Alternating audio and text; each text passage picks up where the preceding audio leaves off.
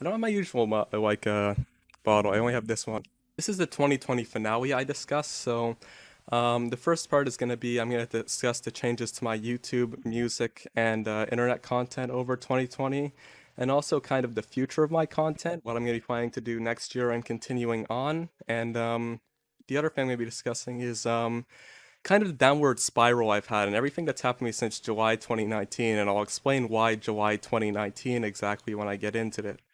And also going to be talking about some of my future worries and also kind of some goals and what I want to try to do in the future. So yeah, that's where we are now. So let's start with the first part, which is the changes to my YouTube, music, and internet content over 2020 and the future of my content. So this year, my YouTube content and music has changed a lot. First, I didn't make a lot of music this year. I want to make a lot more next year, and I hope to finish my current album One of the Kind. But as for my YouTube content, it changed from memes and random posts to a few tried series, the 12 Months of 20 series, and a few long commentary videos. These long commentary videos are something I want to make more of in the future.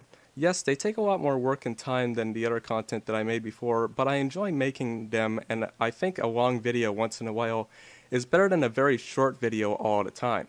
Quality over quantity, am I right? But this will be the future of my content, long, more edited commentary content. As for live streaming, this is something I want to do more often. I'm planning to make a shift from a lot of these gaming streams to more IRL and out and about streams.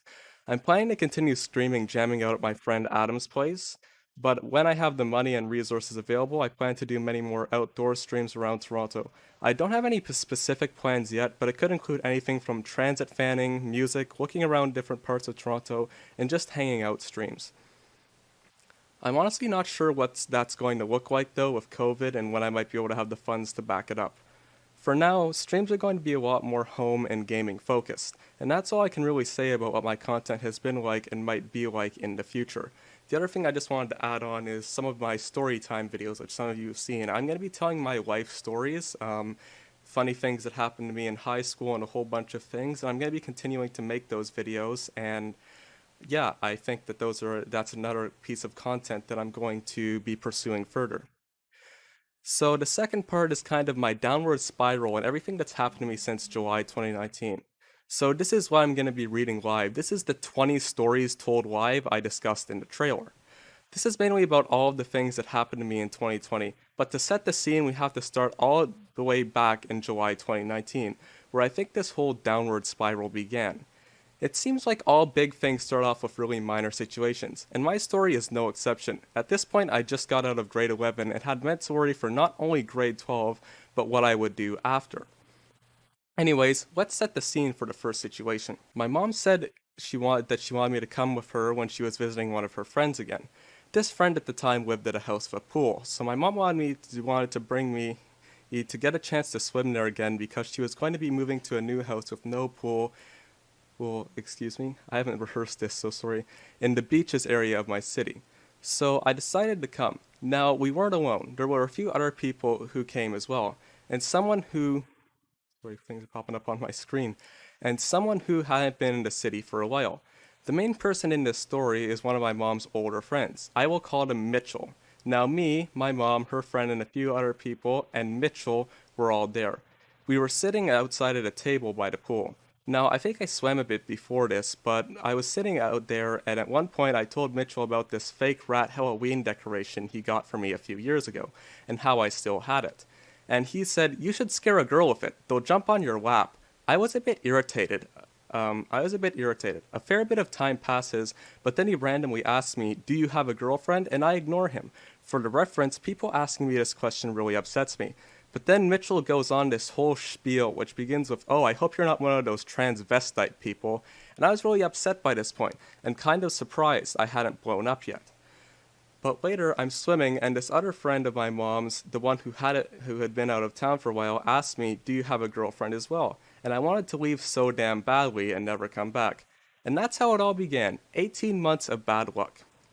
Our story picks up again near the end of August. My stress and anticipation for grade 12 was at the greatest point. This is one of those years where I had physical symptoms. To be specific, I had sleep paralysis 3 nights in a row. But maybe this was an omen for what was about to come, because oh boy, was quite a beginning about to occur. Grade 12. What can I say except it was the shittiest year of high school I had, and all of the bullshit began at the beginning. So we begin in the first period of the first day of the year. My math teacher asked me to fill out this getting to know you sheet. There was a section on clubs, sports teams, and jobs. I said that I didn't participate in any of these thus far, so I had nothing to say, and she said, "Oh, well, maybe you should start getting involved. Why don't you join a sports team? You look pretty athletic," which already stressed me out. Then I was seeing some of my friends at lunch, and it appeared that there was this kid messing with them.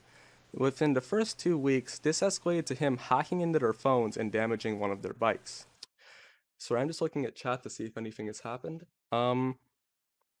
So, a few weeks after, when I was back in school, because of all the added stress I was still dealing with from the fallout from the things that happened during the summer, this kid I'll call Snake because he is one, is in my computer studies class. And of course, he had to make it worse. I'm sitting there and Snake says, "Bruh, this guy is pulling all the shorties." I was infuriated to the point where I was trying my best not to start physically shaking in anger. I didn't say the word for the rest of the period lest I blow my top. Then I was talking to one of my friends, which I'll call Carl. Carl was quite a left-wing person, so I'm surprised this whole fight happened. But at one point we were talking about this girlfriend harassment shit that I was going through, and he said something, I can't remember exactly what, but it was really offensive to me and pissed me off. I got an idea though, one that I had not done yet, but one that I thought was worth a shot. Bring this to the principal. Now, I wasn't thinking about going to the principal to talk about what had already happened and open that can of worms. I was instead there to put a plan in place if this continues. I was going to tell him about this girlfriend issue and what I needed straight up. So if I came to him about something like that again, he would be able to solve it. As long as getting ready to get that pesky math teacher in line. Oh boy, is she a whole story on her own. Whoa. But I needed some confirmation, some motivation to actually act on this principal idea, because in all honesty, it's hard to tell your principal about your problems straight up. So I talked to my friend who I shall call Jensen in this story. I told him about the shit I was getting, and he said he felt sorry and didn't really have any solutions. So I told him about my principal idea, and he said it was my best bet. Then I emailed my principal to set a time to meet. I knew that if I was going to fix the issue, I had to do it right here, right now, and as my spare approached, that was the very song I played. I saw the principal about everything, and he listened to me. He said he would talk to my pesky math teacher about the issue of pressuring me into joining sports teams and such. But then I told him about the girlfriend issue, and he told me a suggestion that shrines above all others. He told me a suggestion that will permanently establish him as one of the real helpers in my life. Such simplicity, but such power. If people start talking to you about that and stuff, just tell them that's none of your business. Everyone else stood in the way of a simple solution. Everyone told me to do these huge pie in the sky ploys. Carl told him you're an asexual. Jensen, then just tell people straight up. My father, say to people, why do you ask? No one had such a powerful but simple suggestion but my principal. Tell them it's none of your business. I walked out with more than I could ask for, and though ahead of me I saw a dark future, I had a new tool I could use to my advantage. As October rolled in, things would slow down and I would have a period of calm, but this would not last for long. Back to this whole story I'm going to be talking about. Excuse me.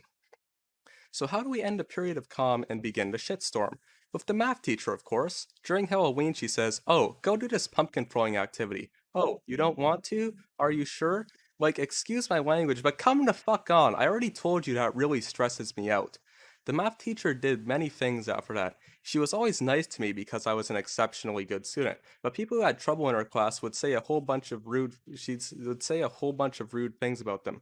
This included, "You're going to be very disappointed about your mark." And when the student stood up to her and said, "You don't just say that in front of the whole class," she said to one of the other workers in the room, "It's so funny when they get stressed." I got a field trip invitation for a trip on November 1st, but I denied it because I wasn't interested. This may seem irrelevant, but it will come back later. Okay, I decided to call my music friend and ask about seeing him next Saturday. He says sure, but he tells me that he will be moving out of his current apartment and moving to a new music space in 3 months that sounded smaller and shittier. I was absolutely dumbfounded and upset. I continued to work on my music stuff, and the days went on. I was in my GLE class and we were reading through this book on good habits, changing your perspective, simple shit. But they had a section called Boyfriend Girlfriend Centered, which was already bothering me. Oof, I had a bit of a burn there. But then I thought in my head, teacher, please don't try to relate this to us. And lo and behold, she says, which you guys know. And I said, no, I've never had a girlfriend or crush. I've never had to deal with this. Therefore, I don't know. And a kid beside me chimes in, that was a very sudden and aggressive response. And I said, I'm sorry, but it's true. By the way, this is a kid I know, and he had no ill feelings when he said this. But then one of the female support staff in the room chimes in, I didn't have a boyfriend back there either. Some people have them at different times. It's only when you're ready, and this really annoyed me. The next day, I heard that someone in my friend group has been saying things behind our backs to non trustworthy people, while another kid who was kicked out of the group reinstated himself. Then, during another day, I'm in my computer studies class. This kid that sits beside me, the previously mentioned Snake, starts making up lies and telling other people in the class. One he said is, this kid beside me watches child porn. And then he starts saying I sexually like certain female stars, I like girls with no makeup, I watch gay porn, and all that bullshit. And then I hear there are tests coming up in two of my classes. In the middle of this, the kid who reinstated himself into our group I had to kick out again. In my English class last month, my English teacher went on medical leave, and I had different supply teachers every day. I finally got a consistent teacher, and we had to rush in some big assignments so we can actually get some things marked. Then, remember the field trip I mentioned? A trustworthy kid in my GLE class told me that Carl, who I'm no longer friends with but is still in my GLE class, started an argument with someone during the field trip about why there shouldn't be free speech. This is one of the main reasons I ended our friendship, so this made things very awkward in that class. So, after the whole shit week, we begin the visit I had with my music friend on Saturday, November 9th, 2019. So I went there expecting it would be a chill visit. The bus took a long ass time to come, but that was really it. Then I go over to his house and show him some stuff. We go out to eat and then visit the new studio space. I walked with him to the mall to the studio space. I went inside this apartment that he said he would be setting up his studio in, and it was bad. I could get over the fact that it was messy because his cousin was doing some stuff there, but the place was old. It looked like it was falling apart. He talked about how his friends put these plants on his wall, and I see what looks like to be a wall with white sheets of paper covering it with plants attached. It did not look good. Then, I was having an albeit calm debate over the tape deck in the room and how taking digital instruments and plugging them into a tape deck makes them sound no more analog. You need to analog equipment for a true analog sound, and he kept denying it. Then he finished his introduction, and I simply said, it's terrible. I don't ever want to come and work in this studio space. He said, I knew you wouldn't like it so much, and it would be a rough introduction. But I said, yeah, but I didn't think it would be the best, but I didn't think it would be this bad. And he responded, okay, now you can keep your thoughts to yourself because you're hurting my feelings. Now, I do feel bad for doing this, but I think it's important actually because later in the story, these bad vibes actually were actually to a point important. So I think it's important to discuss them. As I was walking back to his place, he kept trying to convince me that it wouldn't be so bad and that it would look better with his decorations and that it had more space for instruments and that he could jam with more people. Basically, he tried to twist it into a good place. Then he walked right into the trap. He said, you know, these are the same things you said about your high school. And I responded, yeah, and it ended up being all I thought it would be. The people there are horrible. People are starting shit with me again. My math teacher is like the next version of my shitty middle school teacher, and my school is totally falling apart. So, good comparison. Then he said, it doesn't matter where we do music. We used to do it in that shitty tiny room in your middle school. We could do it on a street corner. And I said, good point. Those places were much better. Then he says, what I'm trying to say is that at your high school, you've never thought you'd be able to walk through those doors again. And I responded, I walked into them again, but I may never walk out. And he said, well, you're almost out. And I say, that's if I don't get stabbed or killed, which I did feel at the time. Then I said, you're really trying to twist this into a good space. And he says, I'm not. I never try to twist anything. You just think I am. I got on the topic about what he said to me one time. He said, well, it was only because I was curious. I'm not a discriminatory person. You just think I am. And I said, no. I said how I'd feel, and you said maybe that's what your lips would say. And he said, I don't remember saying that. And I say, well, you did. He responded, well, I don't remember saying that. And if I did, it may have been taken out of context. And I said, you know what? I don't want to stay anymore. I'm going to go get my stuff and go home. So I did. I packed my stuff and left, and I didn't see him for a long time. One thing I forgot to mention, the apartment is located on a street with streetcar tracks. And what did I see before I even turned the corner to walk towards the entrance of the building? A flexity. So maybe the flexity was truly a bad omen.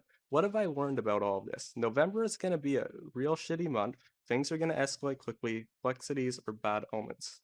So let's get on to the next part. So the month continued. Then, near the end, I finally talked to the principal about my math teacher as this had gone on far long enough. I got that problem solved, but after me and my friends talked to the principal about her, she called out one of my friends and parents and said they made false accusations about her. Bullshit. But another big thing that happened later in the month that I never mentioned, in my philosophy class, we had a student teacher who decided to do a philosophy ethics unit. We went through many things, and I didn't like most of it, to be honest. Be honest. It taught some interesting things for sure, but I thought it was a lot too I thought a lot of it was too much of a left wing kind of perspective for me. But one day, this would change from boring to an actual scary crisis I had in the class. So one day we were talking about something irrelevant, like cultures of different places or something. But then this one moment happened on the PowerPoint. This one moment happened. On the PowerPoint, one slide showed up, and I was internally freaking out. Are you planning to get married? If so, how will you find the person you will marry? The teacher explicitly said that we don't need to answer this if we didn't want to, but I felt put on the spot and I was having an internal battle with myself. I know I didn't need to answer, but should I be honest and answer, no, I'm not planning to, or just stay quiet? I was having this internal battle the whole time, and I literally got a fight or flight response to it. All in all, not a good class experience, and that's really all for that month. Then we move on to December. December was one of the smoother months, but one thing that happened is the retirement of the CLRV streetcars. Now, some people would say that it's not a big deal, but I made a whole thing about how the new streetcars in the city are inferior to the old ones. It's also sad that one of the major symbols of our city would be gone. But these streetcars were more an omen for what was to come, as the new ones were inferior to the old ones, which might just be a metaphor for the future that was about to come. Sorry, my cat's making me laugh. So, after I saw a friend who I hadn't seen in a while, I began to have panic attacks during late January. After this, I began having some conflicts with people about not having a girlfriend again. But on the other hand, Google notified me of this article that brought a hope of mine back and made me realize that it might be closer than I could have thought. To give some context to that, I have Google on my phone set to notify me of new articles with topics I follow. What I won't say what the hope is, as it is personal. But the whole reason the story is called the whole reason I called this particular story From the Ashes is because not only was that a song I was listening to a lot, but it represented something I hoped for and I thought might happen in the next 10 years, maybe closer than I thought. But conflicts that had subsided once again had risen. Both of my hopes and one of my hopes and one of my problems had risen from the ashes. Now, these panic attacks would last well into January. It made doing a lot of daily things hard for me, but thankfully, though it took some time, it did get better, and it seemed to be caused by a combination of social anxiety and caffeine. So, I want to tell a story about someone I'll call Greasy. Now, Greasy is a kid who sits beside the kid Snake, who said he, meaning me, watches child porn. Earlier in the year. Now, Gracie seemed to know a bit more slang words, and he also looked up weird stuff like these conspiracy theories. Now, Gracie never really bothered me until this one day. Now, Snake, the snake from the previous story, says, Greasy is a nonce. Tell him that he's a nonce. And I say, yeah, Greasy is a nonce. And Greasy flips out and says, yo, are you calling me a nonce? Fuck off. You ain't never got a girl. I have. I know you watch child porn. And he continues, why haven't you ever gotten a girl, fam? And then continues saying, this kid watches child porn. And I say, yo, I fucking hate this class. I hate this class so fucking much. I was just joking when I called you a nonce, man, and you took it way too far. And Greasy said, I didn't ask. I then talked to my social worker about some of the shit that had happened to me, When I mentioned the story about Greasy, she suggested I tell the teacher to let me switch seats. I did that, and now I don't sit by them anymore. Though I'm happy to be away from Greasy, I miss Snake. Though he was a snake in the beginning of the year, he fixed his attitude, and we were pretty cool with each other. That's it. This story entails in time all the way from January to March in 2020. So this guy we know, who I will call Eric, I was with my three friends, and who I will call Luke, Brian, and Chris. Somebody who I will call Brock was trying to get Brian into trouble. Brock was trying to get Brian into trouble and was spreading false information about him. We learned that Eric turned on Brian and started hanging out with Brock often. It seemed like whenever Eric saw Brian, he would speed up his walk and try to avoid him. So eventually, Luke, Brian, and Chris decided to confront Eric about this. So Eric comes and says that a girl and Brock have been saying that Brian is dangerous. And Eric says, quote unquote, "You're all like Brian's dogs. You listen to everything he tells you to do."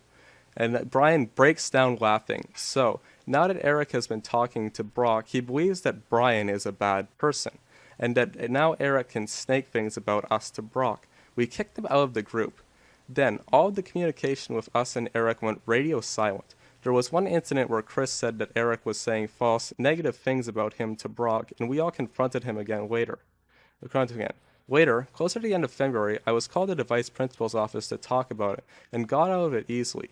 But other than that, we didn't maintain any contact with him. That was until one day when Luke and Brian followed him to try to ask him some questions and make up.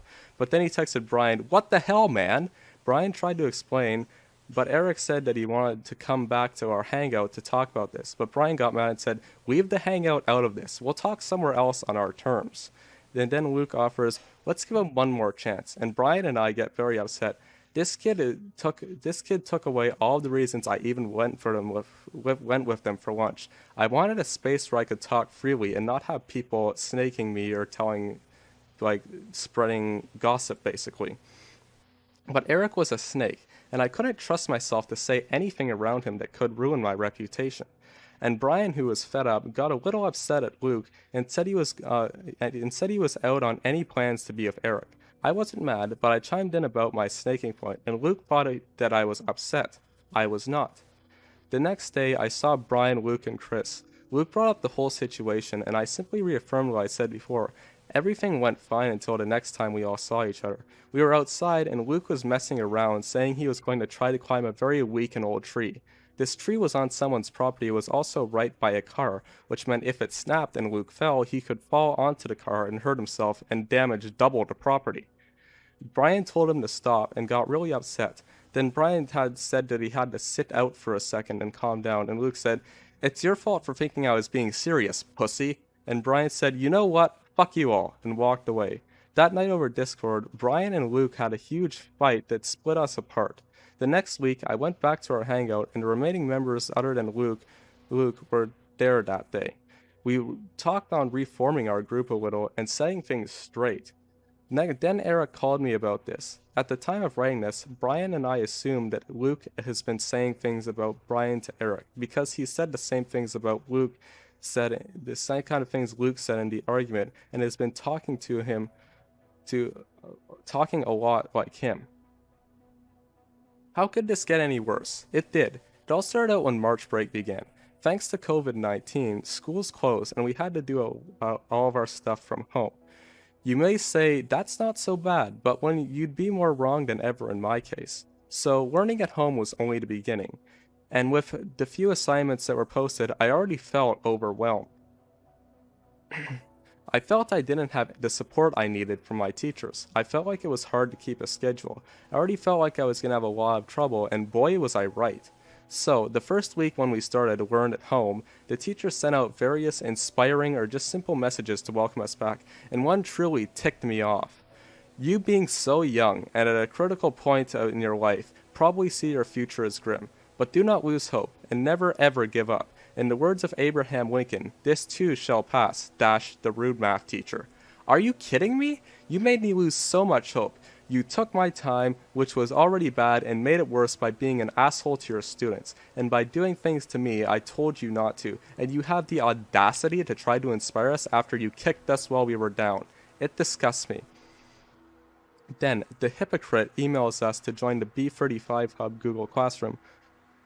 What are you doing? I declined the invite. I tried to distance myself from that room and you as much as I could. But she will be back. I continued to do some of my schoolwork from home and I found it challenging. My dad and teachers offered to help, but without the support from my teachers I usually had, it was hard to ask a question about a single thing I needed clarified. Like, for example, a single change in a math equation I've already seen, or clarification for what a question is asking exactly. So I was stressed. I got a lot of the work though. I got through a lot of the work though, and it was okay. I did some Google Meets and they were relatively easy, so I said the hypocrite would return, and boy did she.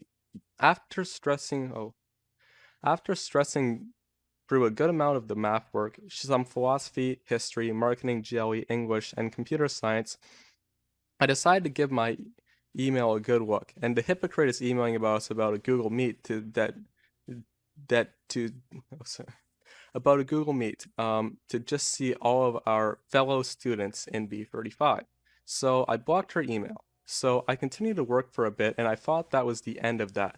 Well, some things came up in my personal life and I decided to kind of give up and not work anymore because I already had good marks and would pass anyway since they can't go down in this online system. So I emailed my teachers and told them I'd be taking a hiatus. They all emailed me back, but my computer science teacher wondered if I told my parents about this. I told him I had, and that was the end of that.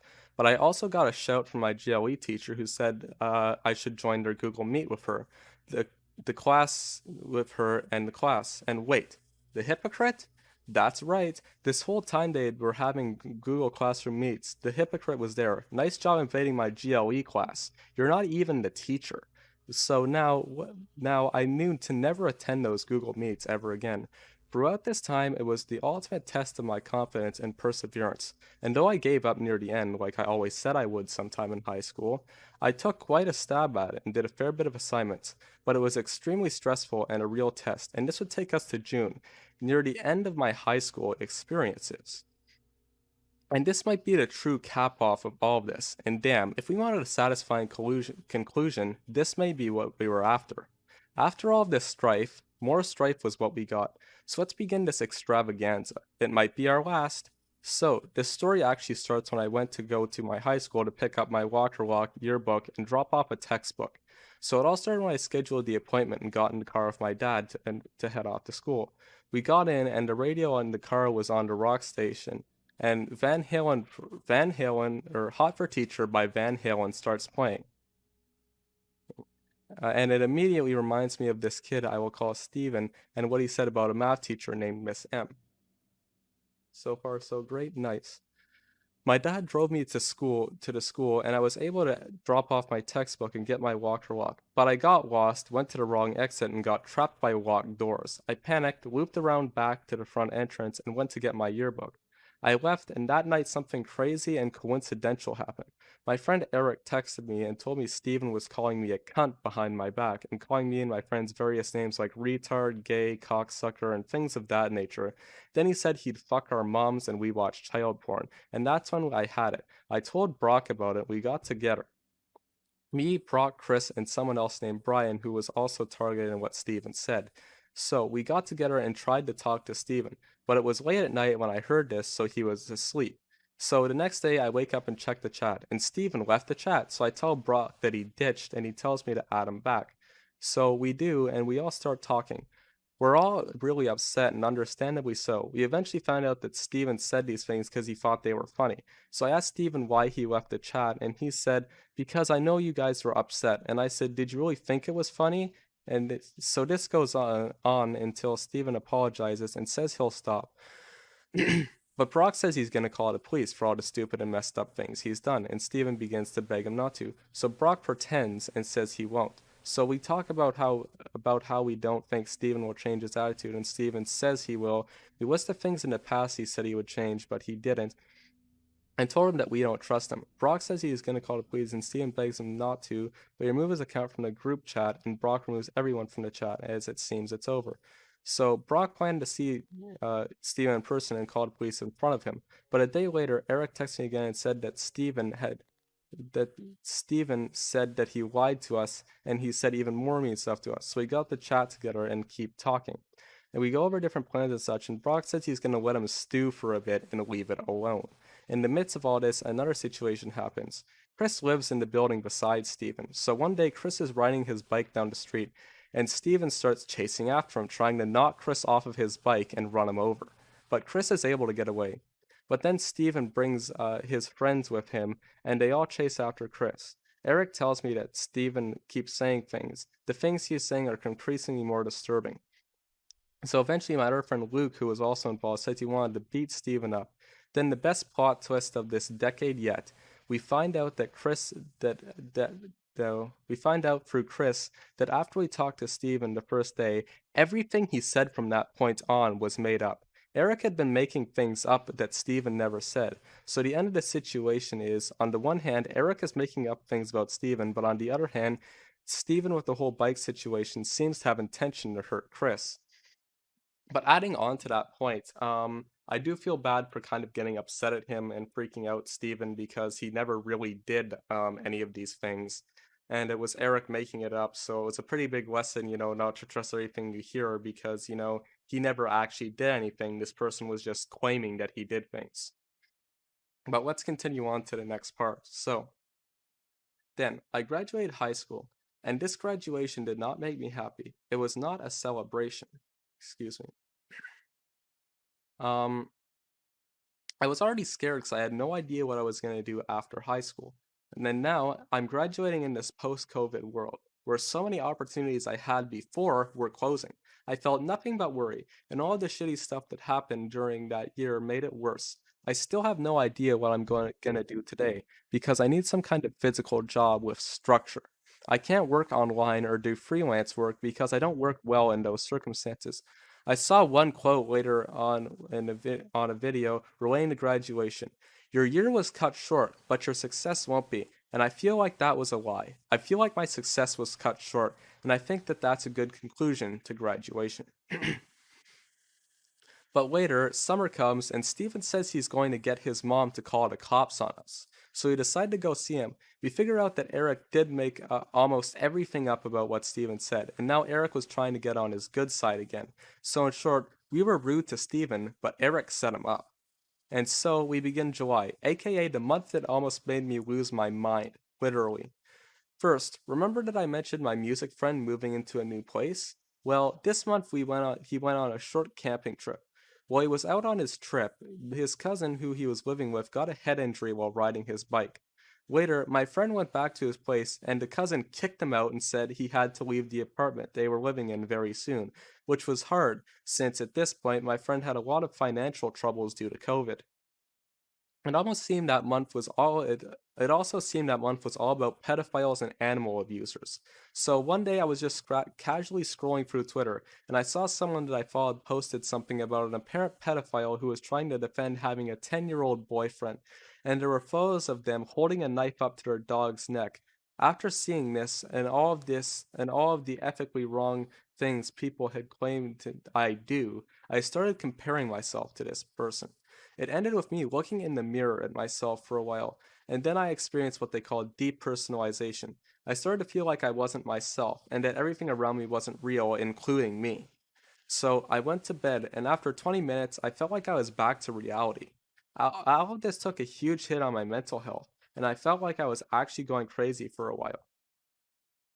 And the thing about going crazy that I think I mentioned later in the story, but I just wanted to kind of uh, I guess, give more information. What I mean by going crazy is like literally going crazy because what would seem to happen to me is like, I'd think of these negative thoughts or these bad things that would happen to me. I'd just start laughing. Like, I'd just start laughing at all these hard times I had and all these people who had hurt me and all these things that hurt me. And I just start laughing.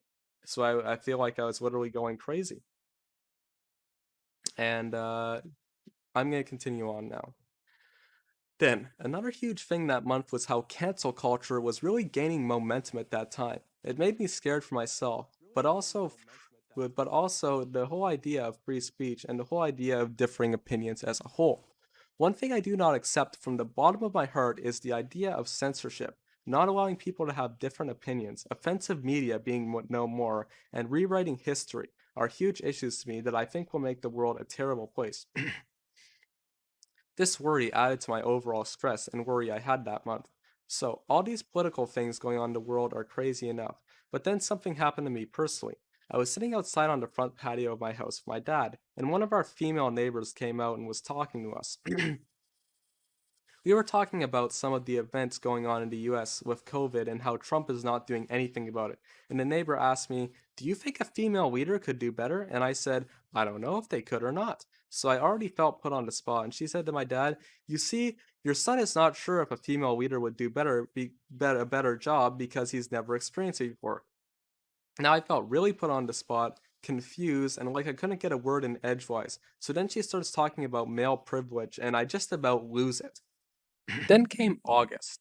The best way I could describe August is that nothing much happened, but is an in-between month. It was in between a lot of bad things before and a lot of bad things coming up in the future. September is where I saw a lot of bad things happening in the world. The first major part was that school was starting back up. I have a lot of friends who are still in school, and a lot of the things they told me really made all of us feel stressed. First thing, First things first, Eric came back and was trying to redeem himself and get on the good side of my friends again. He said that he didn't talk shit about Chris's family and it was some random person who we've never heard of, which meant he was lying and trying to blame someone else. As usual. Then, COVID cases started going up again quickly. There were many wildfires in the US and even worldwide in places like the Amazon rainforest. And that month, we reached 1 million deaths due to COVID as well. My internet also had a lot of issues this month, and I had to get the modem replaced, and that was a huge annoyance. All in all, I felt like things were going downhill again, and boy, was I right. October begins with someone who was rude to one of my friends coming back into my life again. I felt like they'd do something again, but thankfully this wasn't the case. We figure out that Eric wants to try to settle our differences and fix things, even though he set up Steven. But we also figured out that they harassed each other as well, so we couldn't trust either of them. Eric also kept trying to call me, so I blocked him. And then there was another huge issue I had with me and my friends. I don't want to discuss this as it was recent. I don't want to make anyone I know uncomfortable by telling the stream this, but in short, it was a huge situation that put a lot of stress and pressure on all of us and could have gotten us in serious trouble. And that's why me and my friends agreed on the line for this month, let the games begin. And so, we begin in November, the month where things got really bad again, and I mean really bad. First, a few of my friends lost some of their family members this month. It was a very sad time for me and them. This month, we also see Toronto go back into a lockdown due to COVID. Cases were starting to get back into the thousands per day range. My mom was quite depressed this month. Whenever she woke up in the morning, she would start crying, and it was a hard month for her. The challenge I had this month was that I really felt tired all the time. I don't know why. I get these huge amounts of sleep and still feel like I needed more. I also had many internal battles with myself this month about my friends, about who I am, about how I feel I've been changing for the worse, and just getting myself on many, many bad trains of thought, which ended with me either sad or angry. I also saw another thing this month that triggered my depersonalization near the end of the month. And I don't mind sharing what that was because what kind of triggered that is someone I'm subscribed to on YouTube uploaded a video that was related to basically the Twitter zoophile community, and it said animals can consent in the thumbnail. So, that messed me up and made me experience depersonalization. December was one of the worst months of the year, which is this current month. All of the shit that I heard this year hit me all at once. I had a few huge conflicts with my parents that made me lose trust in them for a bit. They did something that felt very much like dismissing me, and now I feel whenever I told them something, they didn't understand or dismiss what I was saying and how I was feeling. I also feel like They still aren't really giving me the help that I need that I've been getting from other people. Excuse me, I watched something and started thinking about all the things that happened to me throughout the year and started feeling really down, which made this month one of the worst months of 2020. I asked a lot of people I know for support, and because all of this stuff hitting my mental health so hard, I'm going to be taking a long break from social media starting in January and possibly seeing a psychologist slash psychiatrist if I'm still feeling bad mentally. And that's where we stand now. So basically, everything that's happened this year has kind of hit me all at once, and I've been feeling bad for who I am, and I've been feeling bad just in general. I've seen some things that have made me feel bad about myself, and that's why I'm distancing myself from social media and such. Even did it last night, unfortunately, but this stream has made me feel a lot better. That was a lot of talking. I think a lot of stuff just happened. I'm maybe need some people some time to process all that, but I'm gonna go to be right back because I have to go to the bathroom. So I will be back very soon. And yeah, see you in a second. This is kind of my worry. So all the good will disappear. My worry. So, if I can find where it is. So, what's my main worry? I think this is going to be a shitty decade. That's the foundation. But with all of the events in the world, what does this mean to me? Well, everything has changed so much that it scares me, and I'll say specifically what scares me about it.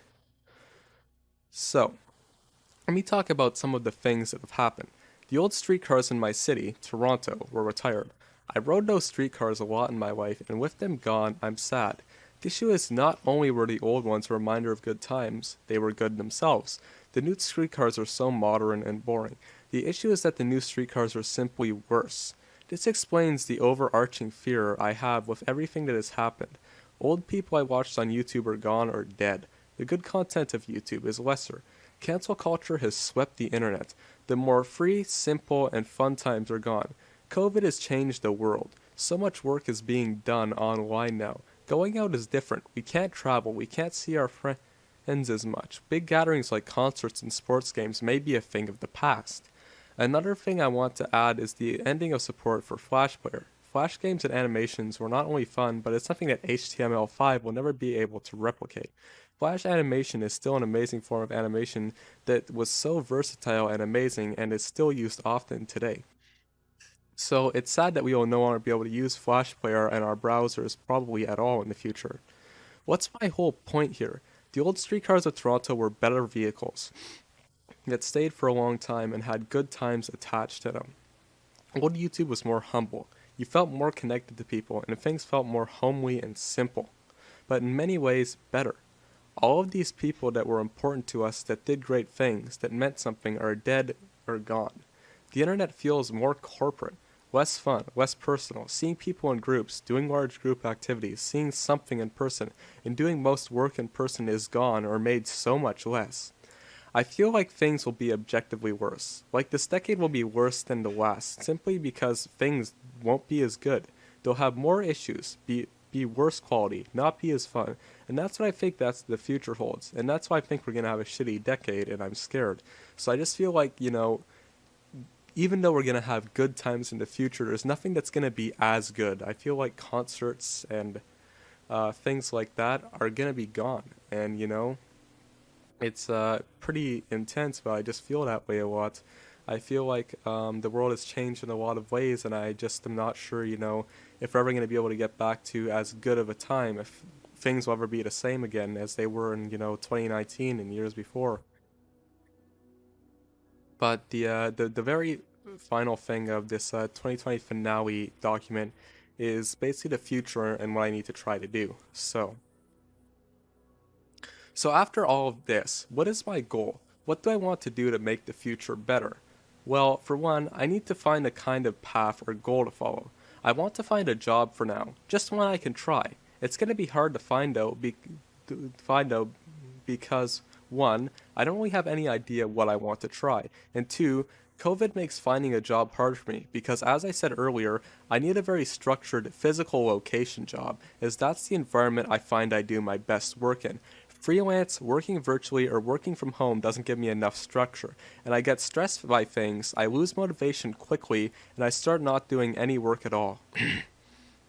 I guess my only goal or dream right now was inspired by this year and what I thought of the last decade. I want to make the future like the last decade somehow. Now, how I think I'll do that is not by bringing back the past, of course, but by doing things in the world that bring back the joy and feel of the last decade. Maybe do something that recreates the kind of conditions we had back then, and I guess that's my only goal. I hope to do more creative endeavors, I want to make more music and content, and I hope that I can find some kind of path, or at least something I want to try to do in the future or at some point soon. So, that's really it for this document. I'm going to go into what our next part of the stream is now, and what this part is